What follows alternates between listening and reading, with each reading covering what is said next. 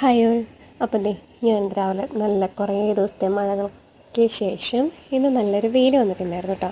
അപ്പോൾ ഒന്ന് മുറ്റത്തിറങ്ങി നമ്മുടെ ചെടികളൊക്കെ നോക്കിക്കഴിഞ്ഞപ്പോഴേക്കും നമ്മുടെ വൈറ്റ് ഡേയ്സിയുടെ ചെടി ഫുള്ള് മറ്റേ നമ്മുടെ പിങ്ക് ടർട്ടിൽ ലൈൻ, ആ ടർട്ടിൽ ലൈനിലെ ഇലയും കൊണ്ട് ഫുള്ള് മൂടിയേക്കും കേട്ടോ.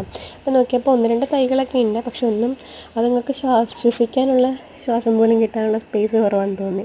അപ്പോൾ അതിനോർത്ത് ഇത് കളയണോ അത് പിടിപ്പിച്ച് വേറെ വെക്കണോ എന്ന് ഓർത്തു. ടർട്ടിൽ വൈൻ നമ്മുടെ കയ്യിൽ കുറേ കളക്ഷൻ ഉണ്ട്. അത് നമ്മളൊരു സൈപ്രസ് മരത്തിൻ്റെ ചോട്ടിലാണെങ്കിലും കുറേ നട്ട് വെച്ചിട്ടുണ്ട്. അതിനോർത്ത് ഇതിനെ അവിടെ കൊണ്ട് ഇടാമെന്നോർത്ത് നമ്മളത് ഇതിനൊന്ന് റിമൂവ് ചെയ്യാം കേട്ടോ. അപ്പം പറിക്കാൻ ഭയങ്കര എളുപ്പമാണ്. സിമ്പിളായിട്ട് ചുമ്മാ ഇങ്ങനെ പറിച്ച് കഴിഞ്ഞാൽ ആ വേരോടുകൂടി ഇങ്ങനെ പോരും. അപ്പം അതിങ്ങനെ വേരോടുകൂടി ഇങ്ങനെ പെട്ടെന്ന് നമുക്ക് പറിച്ചെടുക്കാൻ പറ്റും. പിന്നെ ഇച്ചിരി സൂക്ഷിക്കണം, നമ്മുടെ ഡെയ്സി ഫ്ലവേഴ്സ് ചെറുതായതുകൊണ്ടും കട്ടി കുറവുള്ളത് കൊണ്ടും. അപ്പോൾ അങ്ങനെ ഞാനിതെല്ലാം ഇങ്ങനെ പതുക്കെ കൈകൊണ്ട് ഇങ്ങനെ ചുമ്മാ തൊടുക്കുമ്പോൾ തന്നെ ഇങ്ങനെ പിഴുത് പോരുന്നുണ്ടായിരുന്നു. അങ്ങനെ ഫുള്ള് കംപ്ലീറ്റ് ആയിട്ട് ഇങ്ങനെ പിഴുത് എടുത്തിട്ടുണ്ടായിരുന്നു കേട്ടോ.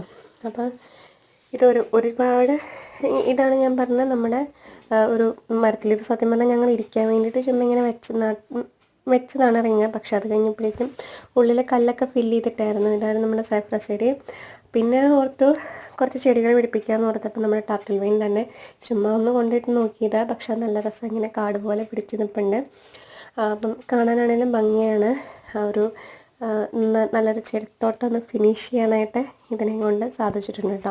അപ്പോൾ ഇതിൻ്റെ സൈഡിൽ കുറച്ച് ചെടികളൊക്കെ വെച്ചിട്ടുണ്ടായിരുന്നു. അപ്പോൾ ഞാൻ ഇതിനെ ഇവിടെ പ്ലേസ് ചെയ്യാൻ ഓർത്തു. പിന്നെ ഇപ്പം ഞാൻ വേറൊരു സ്ഥലത്തേക്ക് പ്ലേസ് ചെയ്യാൻ ഓർത്തു. പിന്നെ കാടും വെള്ളങ്ങളെല്ലാം ഫുള്ള് ക്ലീൻ ചെയ്തു. പിന്നെ അത് ഒന്ന് രണ്ട് തൈകൾ മാത്രമാണ് ഇപ്പം ഉള്ളത്.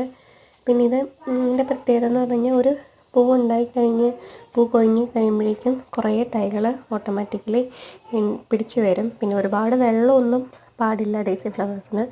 അതാണ് ഒരു പ്രോബ്ലം ഉള്ളത്. ബാക്കി വേറെ കുഴപ്പങ്ങളൊന്നുമില്ല. അപ്പോൾ ഇന്നിപ്പോൾ അത്രയേ ഉള്ളൂ. അടുത്ത വീഡിയോ കാണാം. ബൈ.